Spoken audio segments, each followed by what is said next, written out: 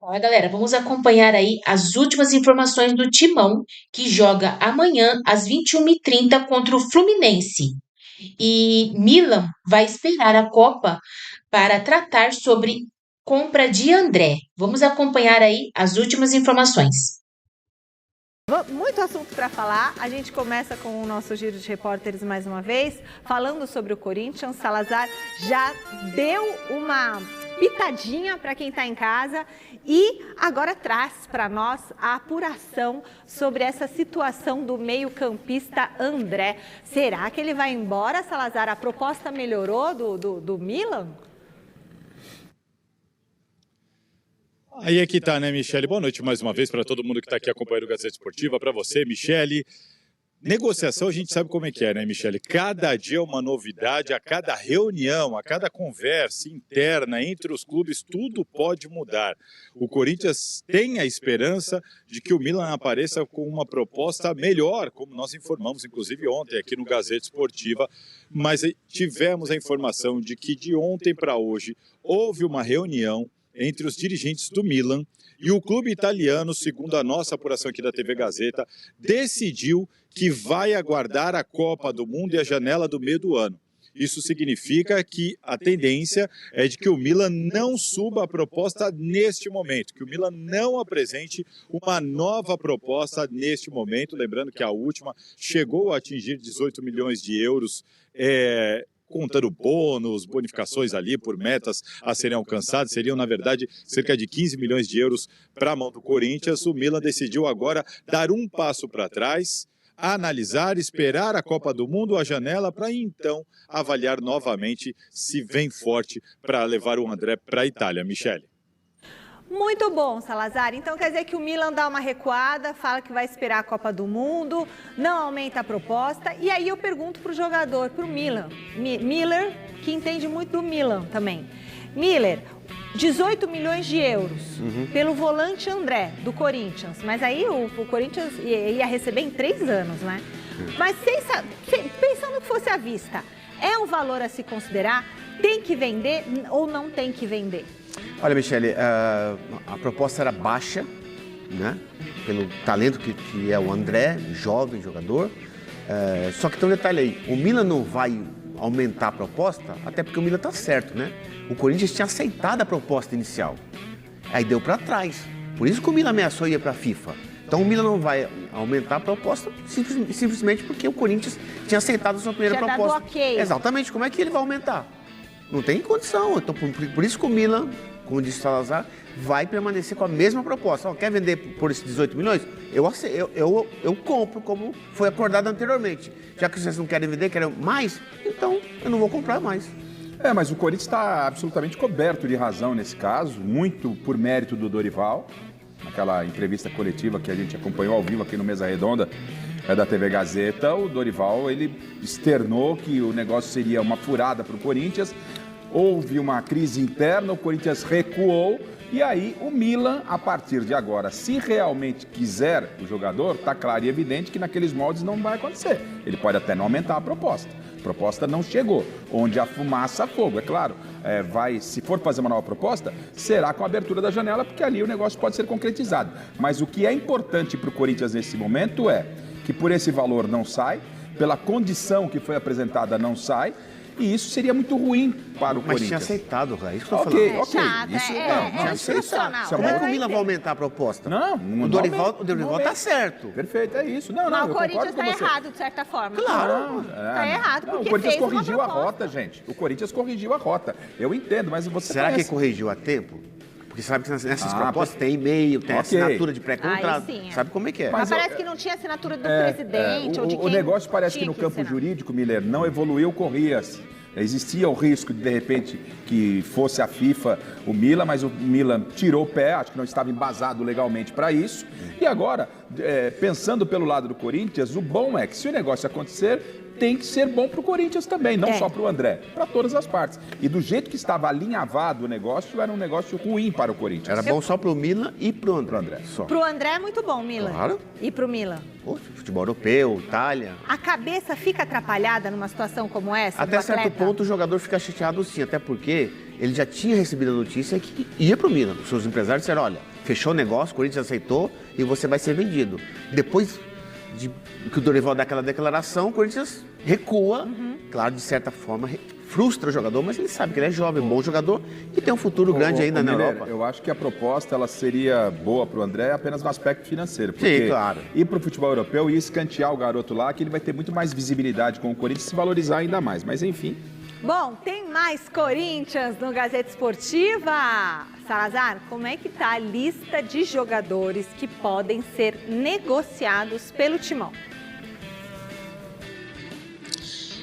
Michele, o Corinthians tem de fato ali alguns jogadores com mais potencial de vendas. E por que o Corinthians se preocupa com isso? Claro que o ideal seria não desmontar o elenco, não perder os seus principais atletas, mas a própria previsão orçamentária apresentada por essa gestão e aprovada no Conselho Deliberativo diz que o Corinthians até dezembro tem de fazer 151 milhões de reais em vendas de atletas. Portanto, vender é importante. O Corinthians entende, vou mostrar uma telinha para vocês, que tem alguns atletas com maior potencial e o Corinthians estipulou alguns números internos. Não é o valor da multa, é o valor que o Corinthians entende que dá para fazer negócio. Por exemplo, Breno Bidon. O Corinthians quer, pelo Breno Bidon, 150 milhões de reais, cerca de 25 milhões de euros. A multa dele para o exterior é de 100 milhões de euros. Mas o Corinthians entende que se para o clube, só a parte do clube, chegar 25 milhões de euros, aí 150 milhões de reais, dá para fazer negócio. O mesmo vale para Yuri Alberto, que o Corinthians avalia que também vale esse valor para o Corinthians, para o clube. Lembrando que o Corinthians investiu em jogadores cerca de 12 milhões de euros pelo Yuri Alberto e detém 50% dele. 120 milhões de reais, 20 milhões de euros é o que o Corinthians quer para liberar o André.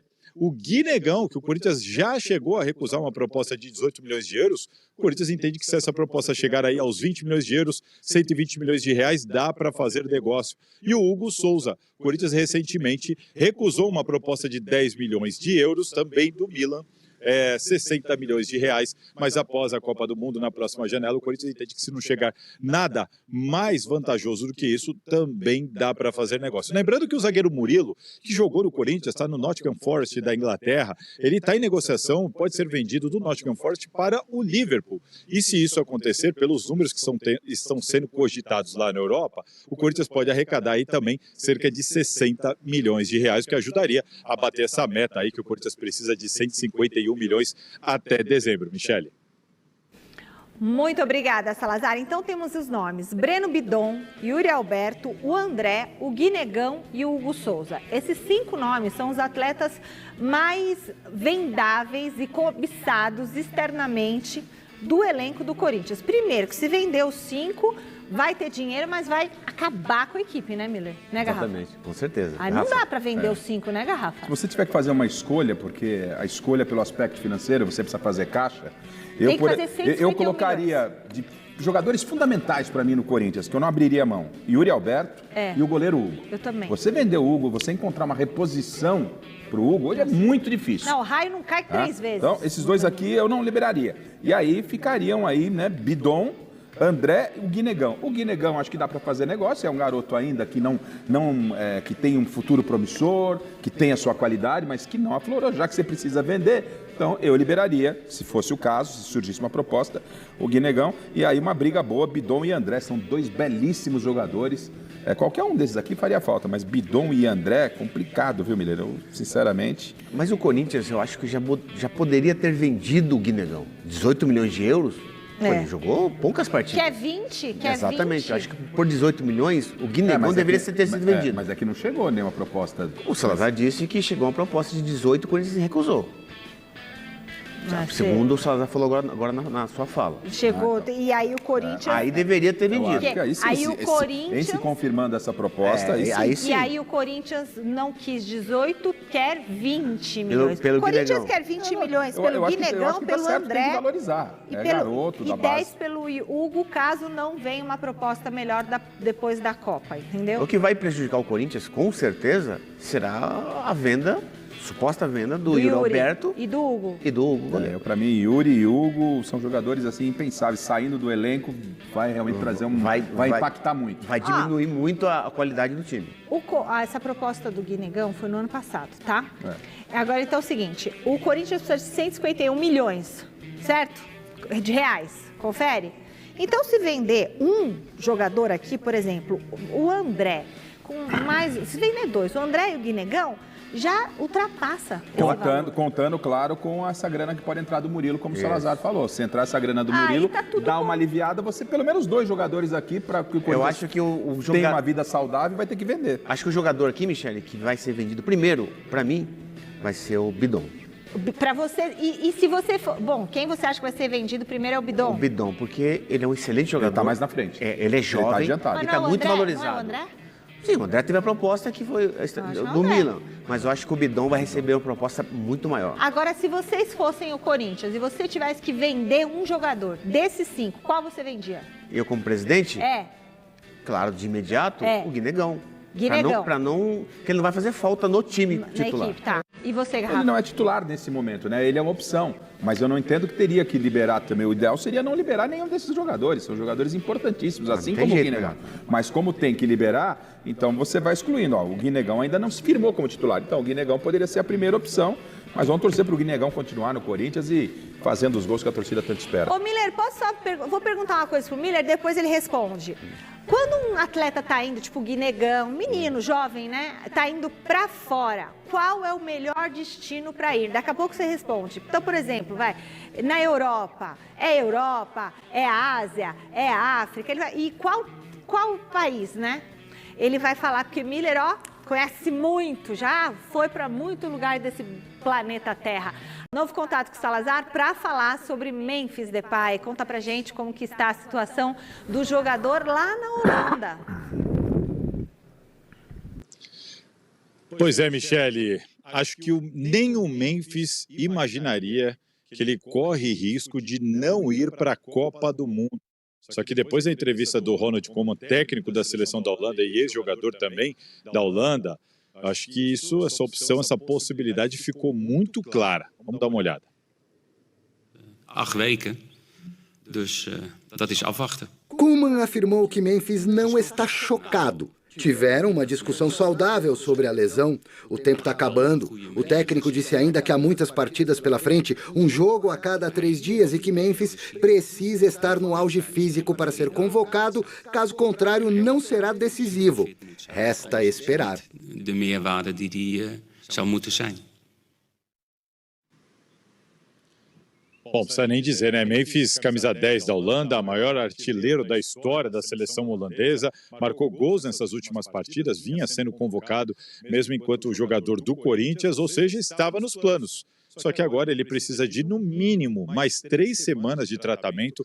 Foi para a Espanha, para o mesmo lugar onde o Garro tentou fazer o tratamento do joelho dele para tentar acelerar e tentar encontrar uma solução rápida e eficaz. Não é nem tanto para jogar pelo Corinthians, mas sim mais para conseguir se garantir na Copa do Mundo, Michele. Salazar, só esclarecendo aqui, é lesão muscular, certo? É na coxa, uma lesão muscular, certo? Nada de mais grave do que isso. Certo, lesão grau 2. Lesão grau 2. Agora eu viro pro meu jogador aqui. Fala, Salazar. Lesão grau 2 no músculo frontal da coxa direita. Tá, então é aqui, ó. Vou mostrar pra vocês. Coxa direita ou esquerda? Ele falou.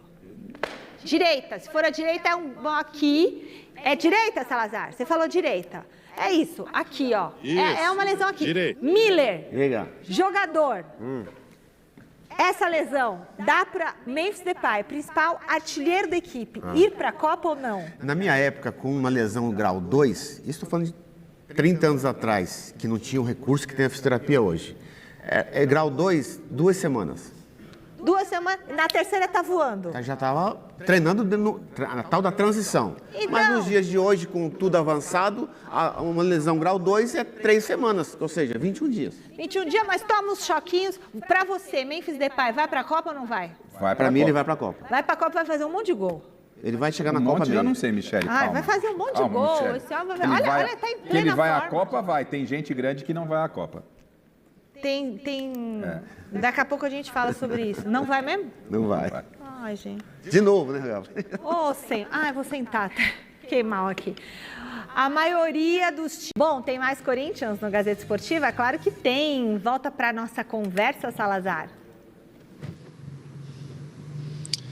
Olha só, Michele, o Corinthians entrou numa negociação com o Shakhtar Donetsk para tentar impedir um transfer ban, ficar impedido de registrar novos jogadores por causa da dívida sobre o volante Maicon. A dívida que o Corinthians tem já não cabe mais recursos, já foi condenada a pagar aos ucranianos, é de cerca de 7 milhões de reais. Só que o Shakhtar está devendo cerca de 3 milhões ao Corinthians por causa da venda do Pedrinho, quando o Corinthians vendeu o Pedrinho. Ex-meia, camisa 10, revelado no terrão, o Shakhtar até hoje ainda não pagou tudo para aquela compra do Pedrinho. Então o Corinthians quer abater esses 3 milhões de reais para então aí ficar com cerca de 4 milhões para pagar ao Shakhtar e impedir essa punição da FIFA, algo muito mais acessível para os cofres do Timão. E uma última informação minha daqui. Dorival Júnior, apesar de toda a pressão e todo esse falatório aí nessa pré-data FIFA, não vai ser demitido, a não ser que aconteça uma catástrofe, o Corinthians seja goleado pelo Fluminense.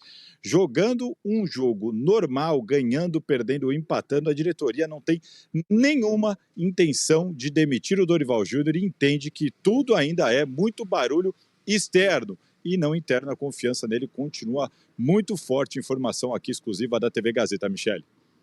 Bom, essa informação exclusiva, primeiro eu quero saber de vocês se isso está correto, e eu acho que está muito correto, do Dorival Júnior ter tranquilidade para trabalhar, porque está fazendo um bom serviço com as peças que tem. O que vocês acham a respeito desse assunto? Gente, não há o que se falar, né, gente? Apesar de 7 jogos sem vencer e tal, perder para o Fluminense e mandar o cara embora é uma loucura, né? Vai chamar quem? Não está nem em cogitação, a gente discutiu, inclusive, você tira o Dorival e mandar embora quem?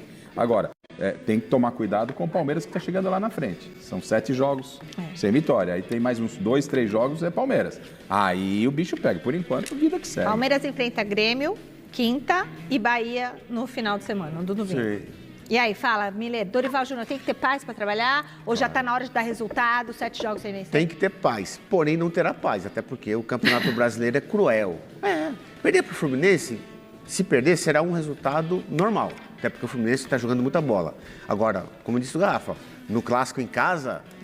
Aí a pressão vem de novo. E o Palmeiras, quando chega lá em cima, dificilmente ele cai. Porque tem uma regularidade muito grande. Bom, e ainda o outro tema sobre Pedrinho, né? Olha, lembra quando o Pedrinho foi pro Shakhtar? Olha, nunca mais a gente falou do Pedrinho, estamos falando dele agora. Tem essa dívida do Corinthians com o Shakhtar, tem 3 milhões, pode tomar um outro transfer ban.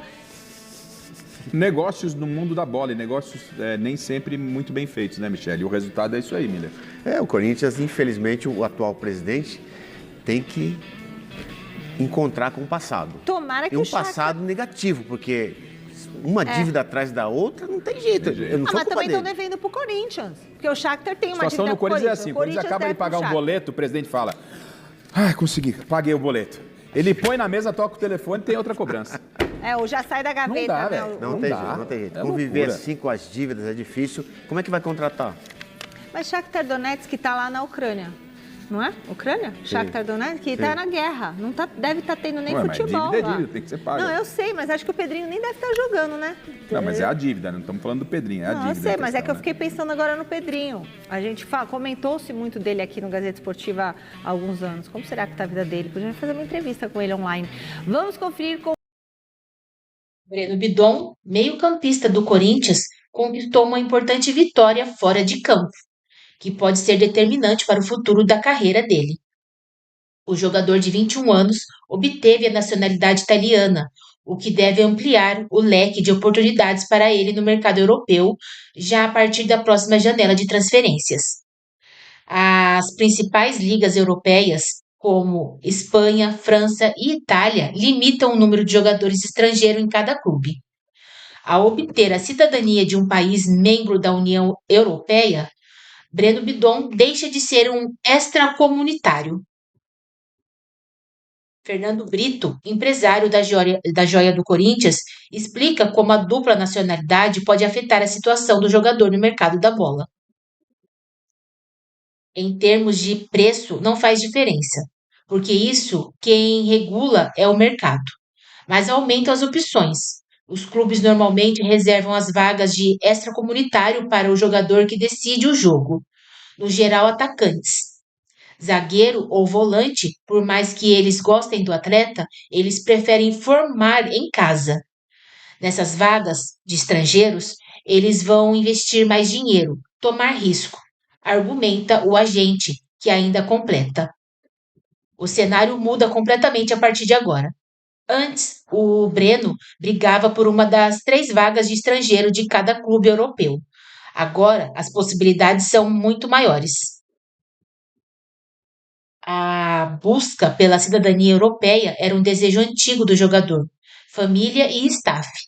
Neto de italiano, Breno iniciou o processo para obter a documentação em 2024, antes mesmo de estrear no profissional do Corinthians.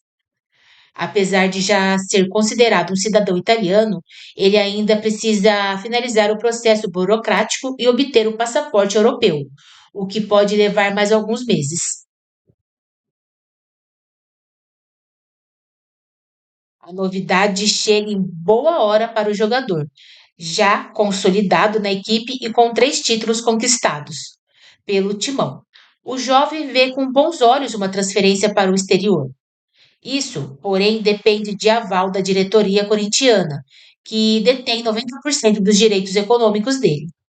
O Corinthians precisa fazer dinheiro com transferências, mas ao mesmo tempo não gostaria de perder o talento de Bidon, que virou titular absoluto do time. As principais janelas europeias abrem em meados de junho e julho. Com Breno Bidon, o Corinthians volta a campo nesta quarta-feira, diante do Fluminense, às 21h30, no Maracanã, pelo Brasileirão.